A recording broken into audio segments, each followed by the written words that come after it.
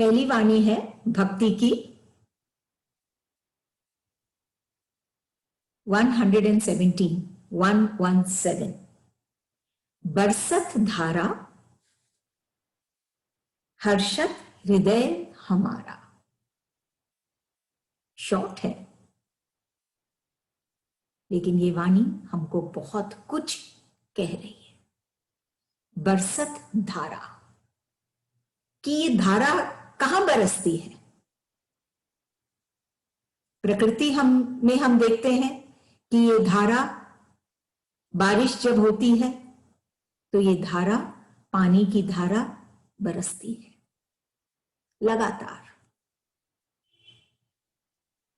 वो सारी बूंदें जो हैं वो एक से एक जुड़ जुड़कर एक धारा बन जाती है और इस भूमि पर बरसती है।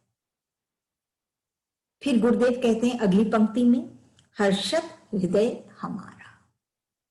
जब वो धारा जल की, बारिश की इस भूमि पर पड़ती है तो भूमि को क्या पाती है? वो रंगीन हो जाती है, वो खिल जाती है। उसका भी जो हृदय है वो तर हो जाता है और चारों तरफ हरियाली फैल जाती है। इतनी महिमा है इस धारा की, इस बारिश की धारा की, कि इस प्रकृति को ये रंगीन और आकर्षित कर देती है और लाभ भी बहुत मिलता है हमको। अन्न वगैरह सब, फल फूल फलने लग जाते हैं, फूल वगैरह सब खिलने लग जाते हैं। तो बरसत धारा हर्षत हृदय हमारा। अब गुरुदेव कह रहे हैं ये प्रकृति की धारा की अगर इतनी महिमा है तो अगर यही धारा हमारे भीतर, हमारे हृदय में अगर बरसे तो क्या हो? अगर ये धारा हमारे हृदय में अगर उसको बरसना है तो कोई को तो बरसाना पड़ेगा। प्रकृति में तो हम देखते हैं ठीक है, बादल से बरस रहा है और वो बादल भी इस समुद्र से उस जल को ग्रहण कर लेता है। उसका सिस्टम भगवान ने बना रखा है। लेकिन जो हृदय में जो धारा बहती है, बरसती है, वो खुद ईश्वर बरसाते हैं। वो खुद स्वयं हमारा इष्ट हमारे हृदय में बरसाता है।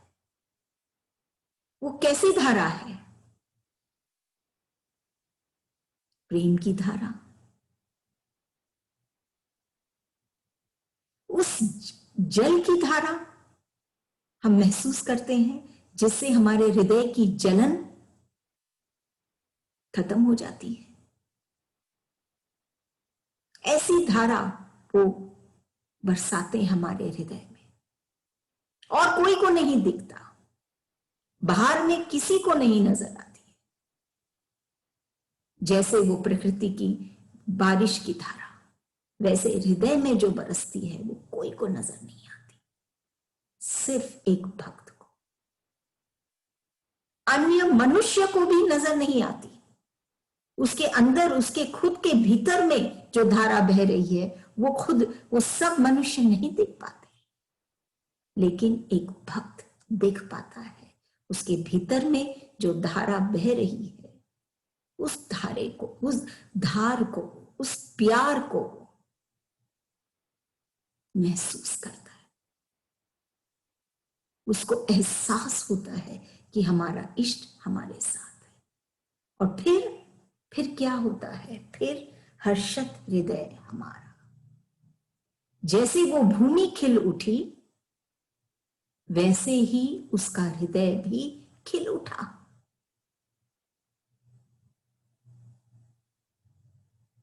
वैसे ही उसका हृदय भी हरा भरा हो गया, महकने लगा, सुगंध उसमें आने लगी।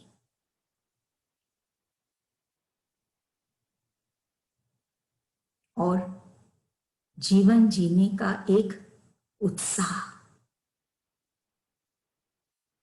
जो बेमोल जिंदगी थी वो अनमोल बन गई है। वो धारा जो वो एहसास करता है, और हो सकता है वही जल की धारा जब वो एहसास करता है तो उसकी आंखों से भी बहने लग जाती है।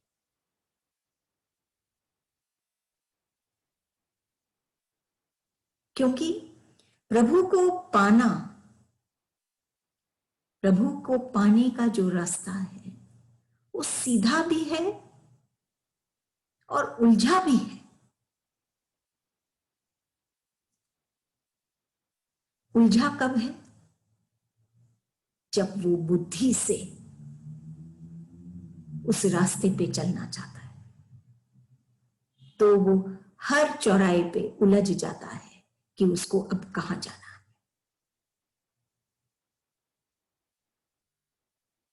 और जब वो प्रेम से चलता है उस रास्ते पर, भक्ति से चलता है उस रास्ते पर, तो वो रास्ता सीधा और सहज हो जाता है। क्योंकि वो रास्ता कहीं और नहीं, कहीं बाहर नहीं, प्रभु को पाने का रास्ता खुद के भीतर है। जितना वो भक्त अपने भीतर जाएगा, भक्ति में गोते लगाएगा, प्रेम को महसूस करेगा, उतना ही वो अपने लक्ष्य तक, उतनी ही जल्दी वो अपने मंजिल तक पहुंचेगा। तब गुरुदेव कहते हैं हर्षत हृदय हमारा, तब जाके उसका हृदय हर्षने लगेगा, खुश हो जाएगा। नहीं तो हृदय पाकर अगर वो हर्षे नहीं तो निरर्थक ही था वो हृदय पाना, ये तन पाना, ये जीवन पाना, ये श्वासें पाना। इसकी सार्थकता उसी में ही है कि वो खिले, हर्षे, हंसे। लेकिन वो तभी होगा जब वो जो धारा है इष्ट की, प्रेम की धारा जो है, वो उसको महसूस करे, वो उस रास्ते पे जाए, वो बाहर निकले। जैसे प्रकृति में अगर हम बाहर निकलेंगे तो हम उस बारिश को महसूस करेंगे। अगर हम कमरे में बंद रहेंगे तो हम कैसे महसूस करेंगे? ऐसे ही जब वो अपने अभाव, विकार, इससे वो बाहर निकले, भक्ति से, प्रेम से उस रास्ते पे चले, तो उसको वो महसूस होगा, वो धारा महसूस होगी, वो प्रेम महसूस होगी, और तब वो खिलेगा। तो गुरुदेव कह रहे हैं इस वाणी में, बरसत धारा हर्षत हृदय हमारा। लगातार बरसता है। प्रकृति में तो फिर भी मौसम के हिसाब से बारिश होती है, फिर वही सूखापन, रूखापन हम वातावरण में देखते हैं। वो भूमि तपने लग जाती है, तब जाके बारिश होती है। लेकिन एक भक्त के हृदय में हमेशा अनवरत, जिसको हम कहते हैं, हर समय वो बारिश होती ही रहती है। ऐसे तो हर एक के हृदय में होती है, लेकिन एक भक्त है जो इसको महसूस करता है। वो अपने बंधनों से, जो बंधन उसको बांध के रखे हैं, वो मकड़ी के जाल से वो जब मुक्त होके आगे निकलता है, बढ़ता है, बाहर आता है, तो वो इस आनंद को महसूस करता है और हर्षता है। अन्य मनुष्य उसी मकड़ी के जाल में, इस संसार ने जो बनाया है, उसी में फंसते फंसते फंस जाते हैं और वो धारा को का आनंद ही नहीं ले पाते। ये बहुत गहरी बात है एक भक्त के हृदय की। वो ही जानता है ये बात कि बरसत धारा वो विकल है, वो महसूस कर रहा है, और ये समय विशेष के लिए नहीं है, ये हमेशा बहती रहती है। सुहाना मौसम हमेशा रहती है उसके हृदय में। आज है कल नहीं, ऐसा नहीं है। तो हर्षद हृदय हमारा, और उसका हृदय खिल उठता है। अगली वाणी 118 भक्ति की। पिसते पिसते पिस गया।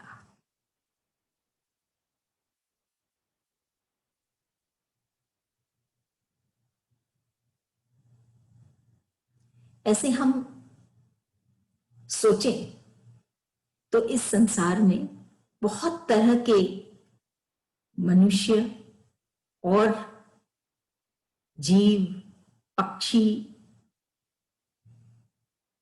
रहते हैं, और सब हार्मनी में रहते हैं एक दूसरे के साथ।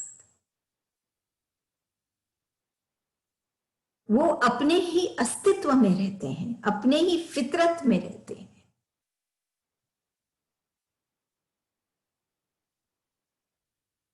जैसे उदाहरण के रूप में हम ये नहीं देखेंगे कि वो सांप है, वो जैसे चलती है वैसे ही वो चलेगी। ये नहीं कि वो उड़ने लग जाएगी। अगर वो टेढ़ी मेढ़ी चलती है तो वो वैसे ही जाएगी। सब जीव या जो भी लिविंग है, वो सब अपने ही रूप स्वरूप में जीते हैं, जैसे उनको ईश्वर ने बनाया है। लेकिन मनुष्य पिसते पिसते पिस गया। मनुष्य को भी ईश्वर ने आनंद स्वरूप, आनंद में शांत स्वरूप बनाया था। लेकिन क्या हुआ? पिसते पिसते पिस गया। इस संसार में आते ही वो अपने आप को ही भूल गया कि वो क्या था।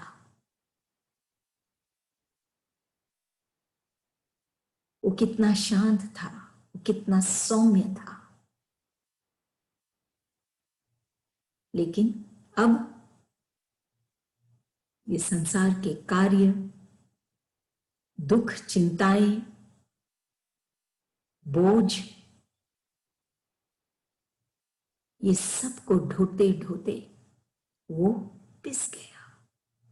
मतलब उसका कुछ नहीं रहा।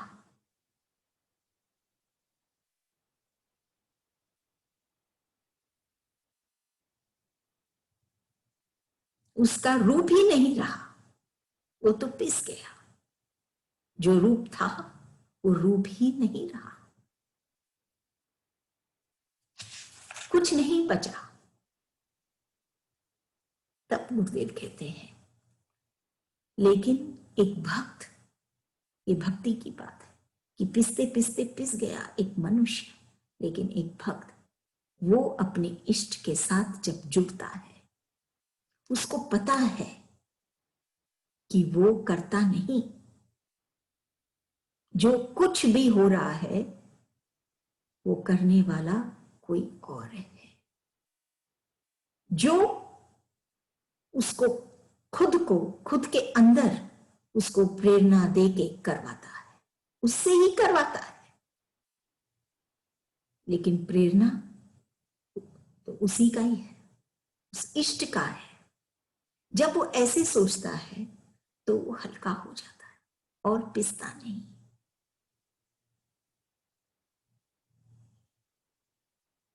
उसको एहसास ही नहीं होता है कि मैं पिस गया, कि मैं हूं ही नहीं।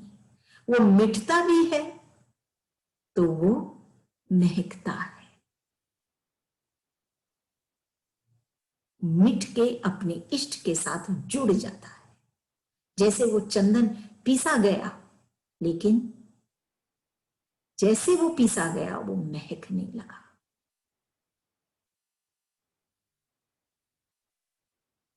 इसीलिए पिसना, जब हम इसको एक बोझ की तरह लेते हैं तो हम अपने आप को खो देते हैं।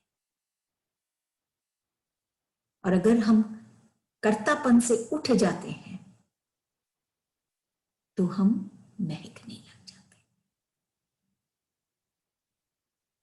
अगर हम पूरे दिन यही सोचें कंपटीशन, हमको उससे बेहतर करना है, हमको उससे ज्यादा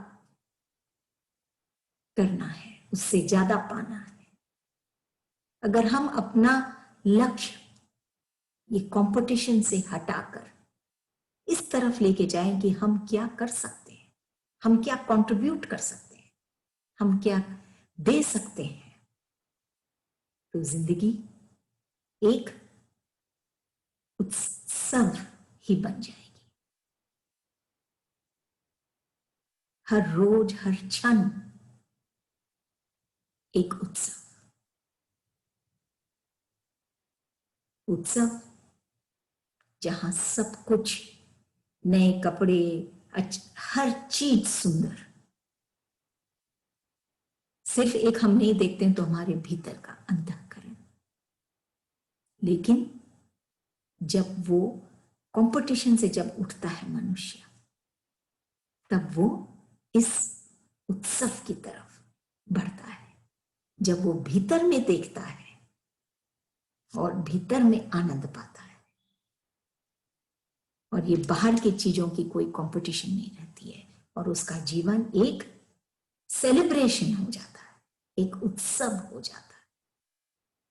सिर्फ इतना ही फर्क था कि कंपटीशन से वो उठकर कंट्रीब्यूशन में आया कि मैं क्या दे सकता हूं, न कि मुझे ही जीतना है। इतने से ही उसका पूरा जीवन ही बदल गया। तो पिसते पिसते पिस गया, लेकिन इस स्थिति से एक भक्त उठता है और वो आगे बढ़ता है।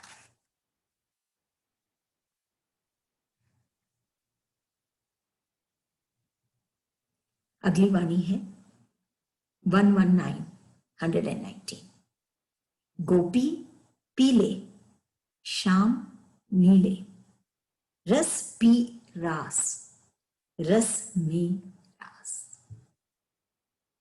दो जन की बात हो रही है इस वाणी में, एक गोपियों की और एक श्याम की। और जैसे हम सब जानते हैं, गोपी तो वो भक्त थे जो कृष्ण के प्रेम में मग्न थे, और श्याम वो भगवान थे, वो ईश्वर थे, हैं जिसमें इतना आकर्षण है कि जो भी उनको याद करते हैं या देखते हैं या महसूस करते हैं या सिर्फ सुनते हैं उनके बारे में, वो उनका ही हो जाते हैं। तब इसमें कहते हैं गुरुदेव, गोपी पीले। पीले कि ये गोपियां कौन है? ये वो हैं जो इस प्रेम के रस को पिए हैं। इस रस को पी के क्या हुआ? उनका हृदय सरस हो गया, पीला हो गया। बसंत में हम देखते हैं चारों तरफ ये पीला रंग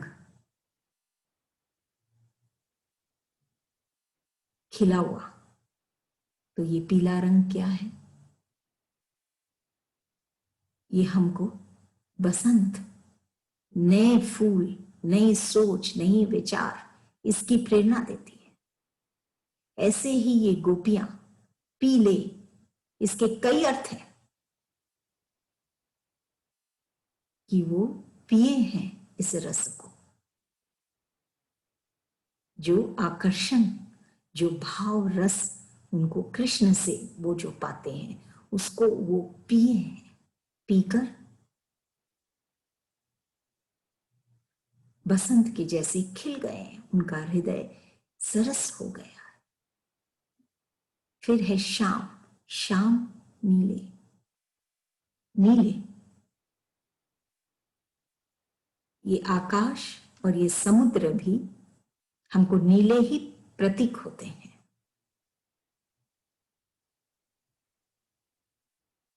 एक अलग बात है जब हम उस जल को अपने हाथ में लेते हैं, थोड़ा सा जल, तो फिर वो नीला नहीं रहता, कलरलेस हो जाता है। लेकिन जब सारा जल एक साथ उस समुद्र की तरफ जब हम देखते हैं तो हमको वो नीला ही नजर आता है। ऐसे ही बात है आकाश की। जैसे हम ऊपर जाएंगे वैसे कोई नीलापन, नीला रंग हमको नहीं दिखता है। लेकिन जब हम आकाश की ओर देखते हैं तो वो नीला ही हमको नजर आता है। तो ये नीला हमको क्या बता रही है? ये नीला रंग हमको क्या समझा रही है? और फिर कृष्ण का रंग भी नीला। तो ये नीले रंग में कोई बहुत विशेष और खास बात है, ये कि वो असीम और अनंत को दर्शाती है। ये समुद्र भी असीम है, अनंत है ये आकाश ब्रह्मांड, इसीलिए नीला। और ऐसे ही है कृष्ण नीले। तब इसमें लिखें गुरुदेव, गोपी पीले क्योंकि उनका हृदय खिला हुआ है उस प्यार से। श्याम नीले क्योंकि वो असीम और अनंत है। रस पी रास, अगर हम ये रस पिएंगे जो कृष्ण हमको पिला रहे हैं, कौन सा रस? कि हम ये प्रेम का रस, ये भाव का रस, उनके जो आकर्षण में है, अगर हम ये रस पिएंगे तो हमको रास रास करने के लिए, रास के लिए हमको अलग से कुछ नहीं करना पड़ेगा। रास भी गोपियां साथ में करती थी, कृष्ण के नाचा करती थी। लेकिन एक ये नाच है जिसको हम रास कहते हैं, और एक वो नाच है जिससे हम थक जाते हैं। इस संसार में जो हम करते हैं,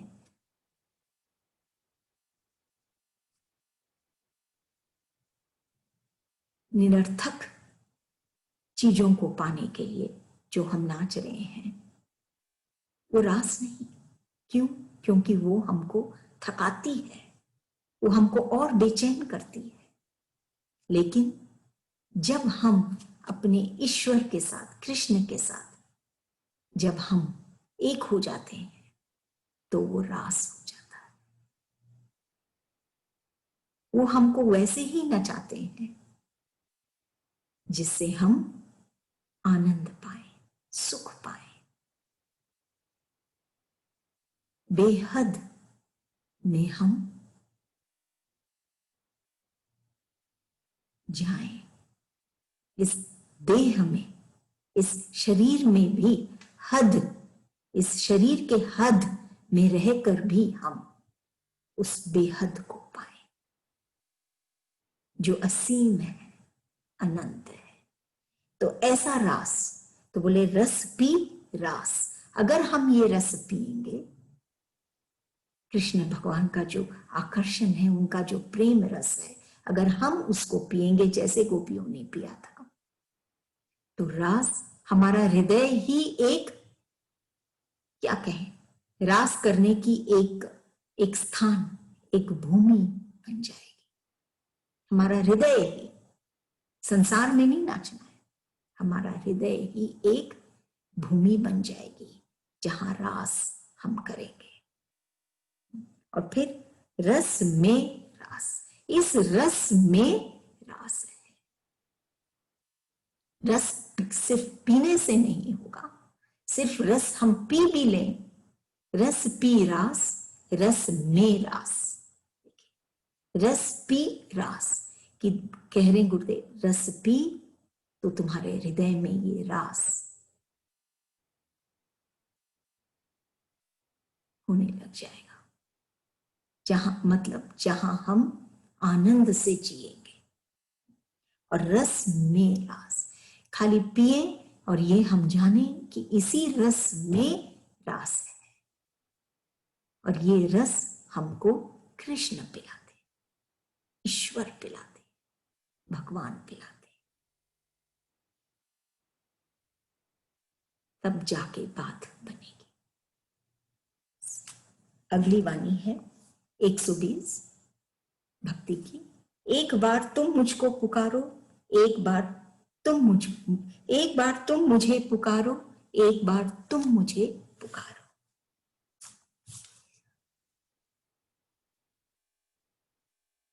एक भक्त, एक भगवान। भक्ति की वाणियां हैं, इसमें भक्त है और भगवान है। तो एक बार तुम मुझे पुकारो, वो भक्त के मन में ये बात आ रही है कि मैं ही पुकारता हूं अपने इष्ट को, वो तो हमको कभी नहीं पुकारते, हमेशा मुझे ही पुकारना पड़ता है। लेकिन ये उसका भ्रम है। एक बार तुम मुझे पुकारो, ये उसका भ्रम है, क्योंकि वो इतने कार्यों में व्यस्त है कि वो हर समय अपने इष्ट को नहीं पुकारता। लेकिन उसका इष्ट वो हर समय अपने भक्त से, अपने प्रेमी से जुड़ा ही है, वो अलग नहीं है। लेकिन ये भक्त को लगता है कि नहीं, वही पुकार रहा है। जब कोई तकलीफ या जब कोई कठिनाई आती है, तब वो पुकारता है, कभी कभी वो पुकारता है। तो इसीलिए उसको लगता है कि मैं ही पुकारता हूं, लेकिन बाकी के समय वो भूल जाता है। लेकिन एक इष्ट है, जो प्रभु है, जो भगवान है, वो हमेशा अपने भक्त के पास ही रहता है, पुकारने की बात ही नहीं रहती है। तुम मुझे पुकार, भगवान, वो इष्ट, वो भक्त को ये लग रहा है कि वो पुकारता है, भगवान उससे नहीं पुकारते। लेकिन भगवान की ये बात है, गुरुदेव की ये बात है कि तू कहां पुकारता है मुझे, जब कोई तकलीफ होती है तभी पुकारता है, या कोई कभी कभी यदा कदा पुकारता है, तो मेरे साथ ही जुड़ जा, तो मुझ में ही समा जा। तब ये पुकारने की बात ही नहीं रहेगी। अभी भी इस पुकार में कहीं ना कहीं वो पूर्णता नहीं है। कोई ना कोई विषय, कोई ना कोई बात अभी भी है उस भक्त के अंदर, तभी वो कह रहा है कि तू मुझे पुकार। अगर वो एक हो जाता अपने भक्त, अपने ईश्वर के साथ, तो ये उसको कहना नहीं पड़ता कि तू मुझे पुकार, और ना उसको ऐसे लगता कि मैं ही पुकार रहा हूं। तो ये भक्त और भगवान की स्थिति है कि कौन किसको पुकार रहा है।